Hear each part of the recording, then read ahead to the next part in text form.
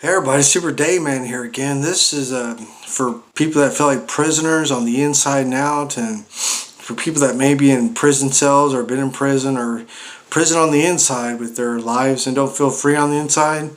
And for those that feel like they haven't done anything with their lives, let me tell you some Bible stories. There was a man named Joseph. He was a boy. He was the favorite of his father's old age. His father had him when he was old. His father loved him more than many of his brothers. When his brothers were jealous of him and threw him in a pit. And so he was sold into slavery, became the best slave he could be. He said, I'm going to be the best slave I can be. And he was like in prison. He was a slave to the system. But eventually he did so good, his master had him as Lord of all his household. But his master's wife lied about him and said that he laid with her. He put him in, long story short, he put him in prison. He became a prisoner. Said, they had him in charge of all the prison. He said, I'm going to be the best prisoner I can be. So he became the best prisoner he can be, interpreted a butler and a baker's dreams, and eventually the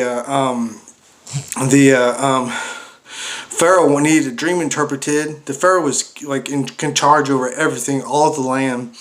Well, the Pharaoh made him, after he interpreted the Pharaoh's dream, the Pharaoh made him prime minister. He's the second most important man in all the world, the most powerful man in all the world besides Pharaoh. And see, if your life is like, if you've been in prison or your life's prison on the inside, you haven't done much with your life, God can make beautiful things out of nothing. And you're not nothing, you're somebody. There's a man also named Moses that was sent, he grew up in an Egyptian land and had all the education, riches, and royalty. Well, he killed a man, and he went and hid out in the backside of the desert for 40 years. Didn't do much with his life. God called him to let his people go. God's people were in bondage for 400 something years into the Egyptian rule in slavery, building bricks and making statues and stuff for the Pharaoh.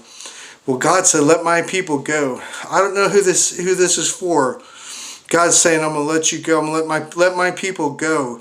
The devil that's got you in prison or in bondage, God says, I'm going to let my people go. He's going to set you free. He's going to help you get out of prison. He's going to set the captives free. He's going to set you free and open the prison door to you that are bound on the inside and on the out. He's going to set you free. One day your day's coming. You're going to mount to greatness in life. Like Joseph, you're going to be like the prime minister of Egypt, so to speak. You're going to be like Moses, letting his people go, doing a great work for the Lord. Your life's not done. You have a lot to live for. God is not through with you yet. I love you. Jesus loves you. Hold on to Jesus. He's not done with you yet. He's not done with me either.